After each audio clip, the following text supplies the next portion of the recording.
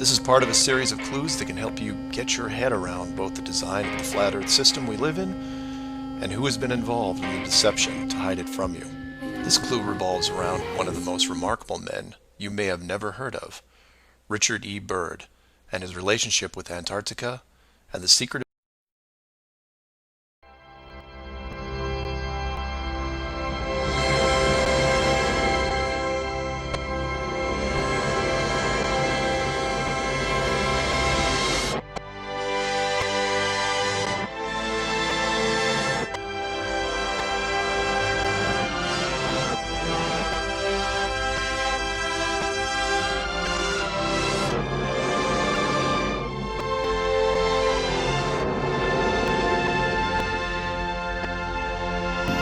Our very distinguished guest for this evening is Admiral Richard E. Byrd.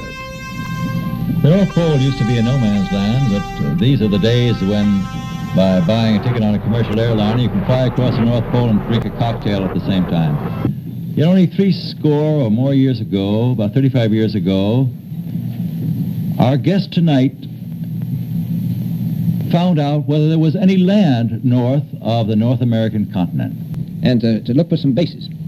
They will be back in April, and they will report back, and upon the information we get from that undertaking, we will base the bigger expedition that's to follow.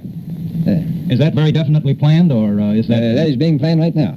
So I'm willing to say to you that there will be a number of expeditions that will follow, I think, year after year, at the bottom of the world, because the government has really become interested. Well, Admiral Byrd, I can understand. I think everybody can, the interest in the North Pole, because it's so near our greatest challenger, Soviet Russia. But why this interest in the bottom of the world? Nobody living down there, is there? No, it's pretty cold. There's only one permanent resident, that's the emperor penguin. The little ones live further north. I tell you one reason they're interested. It's by far the most valuable, important place left in the world for science. That's why the scientific groups all over the nation are really interested. Relationship with Antarctica and the secretive missions he carried out there until his dying day. Some of you have followed the legend of Richard Byrd through the hollow earth theory. We aren't going to be covering any hollow earth in this video, but instead focus on the man and his involvement with the South Pole. The Reader's Digest version of Richard Byrd is as follows. Born in 1888, he became an American naval officer who specialized in feats of exploration.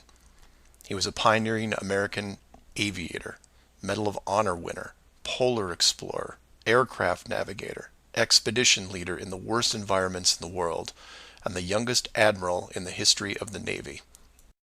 In addition, his list of awards takes up several pages in Wikipedia, including 3 ticker tape parades in his honor. In short, he was Indiana Jones on steroids. Some people will say that Roy Chapman Andrews was the real Indiana Jones, and you might be right. But Richard Byrd beat Indy 6 days a week and twice on Sunday. I mention all his accolades to paint a picture of credibility and trust.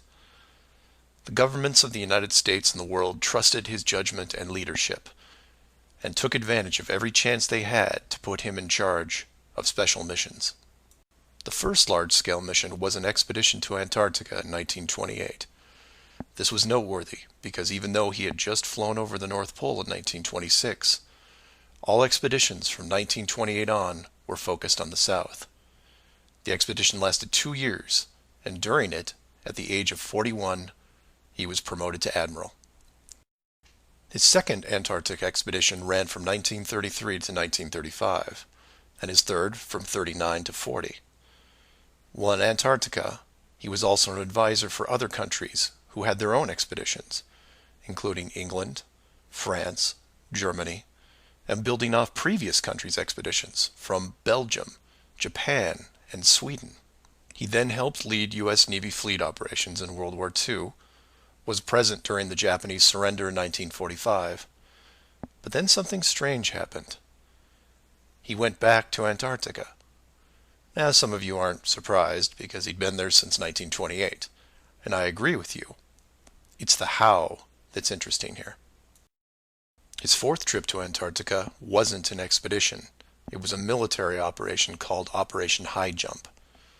Commanding an entire aircraft carrier group that included 13 support ships, Admiral Byrd led 4,700 men to the South Pole, for reasons that are still shrouded to this day. Some say they were chasing the remaining Nazi fleet, even though Germany had surrendered a full year earlier. Others say there was a Nazi base established in Antarctica during the war, when Admiral Byrd was absent. None of these theories are important for this video. What we do know is that the U.S. had sent an excessively large military force to the ice, all under the guise of peaceful intentions. During this operation, Admiral Byrd told a Chile newspaper this: "The most important result of his observations and discoveries is the potential effect that they have in relation to the security of the United States. The fantastic speed in which the world is shrinking," recalled the Admiral, "is one of the most important lessons learned during his recent Antarctic exploration.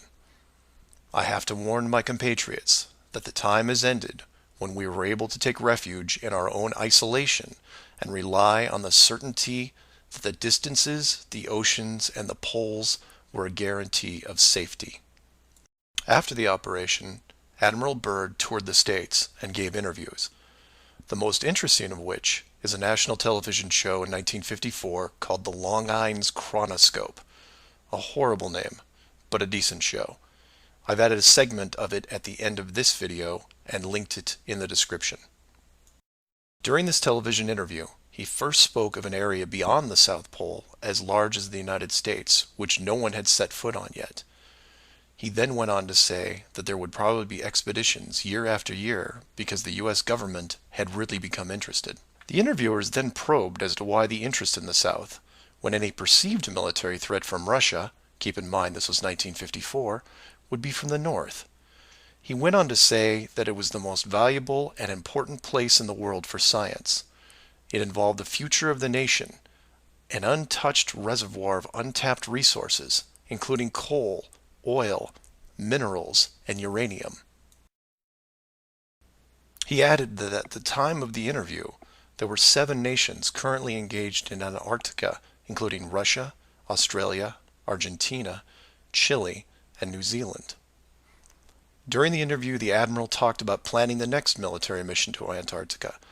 It was called Operation Deep Freeze and ran from 1955 to 1956.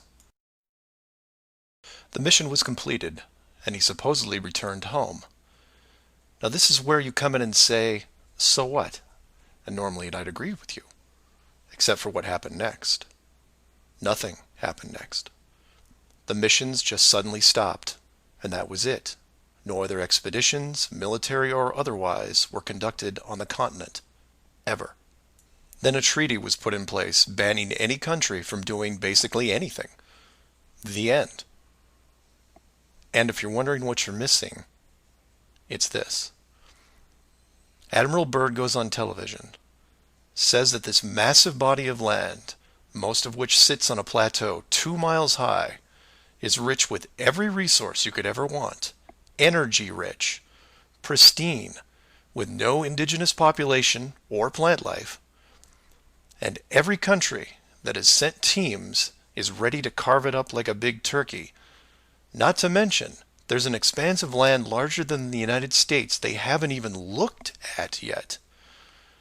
And out of the blue, everyone just calls the whole thing off? There are no environmentalists in 1959. This is land of diner food and 20-cent gas. I'm calling total BS on this one. The dollar value of the initial resources find would have fueled armies of greedy companies. So what happened? They found the edge, that's what. And the last thing they were going to do was let unsupervised companies near it, regardless of the money. Even if it was hundreds of miles away, you couldn't allow resource corporations even into a safe area, and then years down the road as they expanded, tell them, oh, sorry, you can't go beyond this point. When the companies would ask why, what would you tell them? And now the interior of Antarctica is off limits, with no revisions until the year 2041. You can take tours of the outer islands, but there is a hidden line, enforced by the military, that you will not be able to cross. Because the interior is actually the exterior edge. It's there, it's hidden, and it's protected.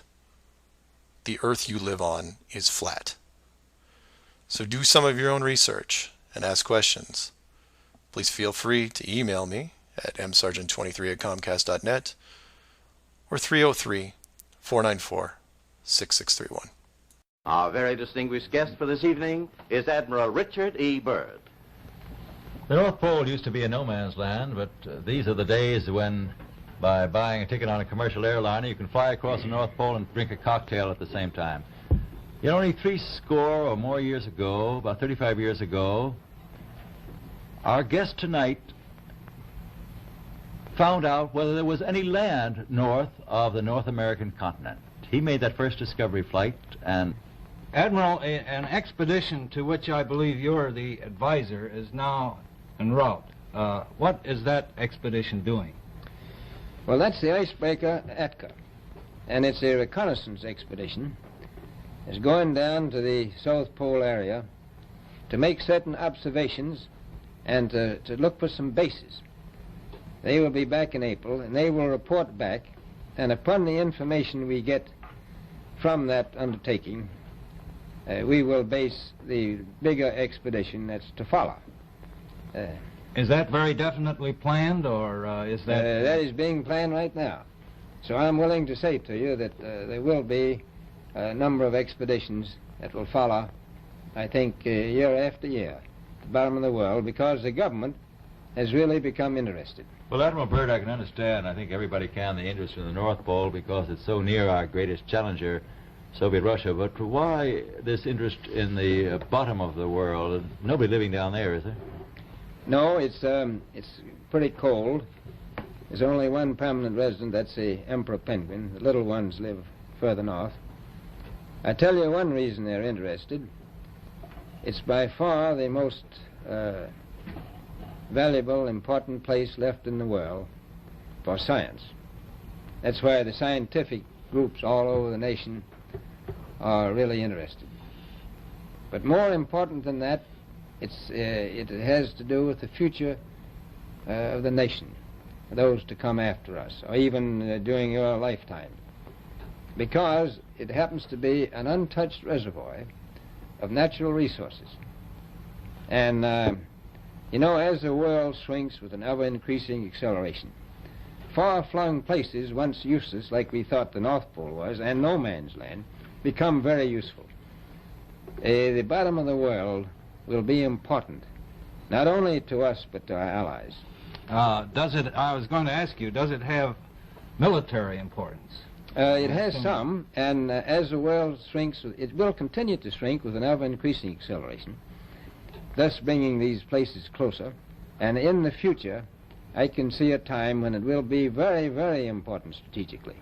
Well, has the development of air power increased the strategic importance of places like the very much Palmer so. Peninsula, was it? Very much so. Even now, if anything happened and we lost the Panama Canal, we would have to control the islands just north of Antarctica, which are part of Antarctica. Then between there and Cape... Admiral, you speak of the resources of Antarctica. What are they? What are the natural resources there?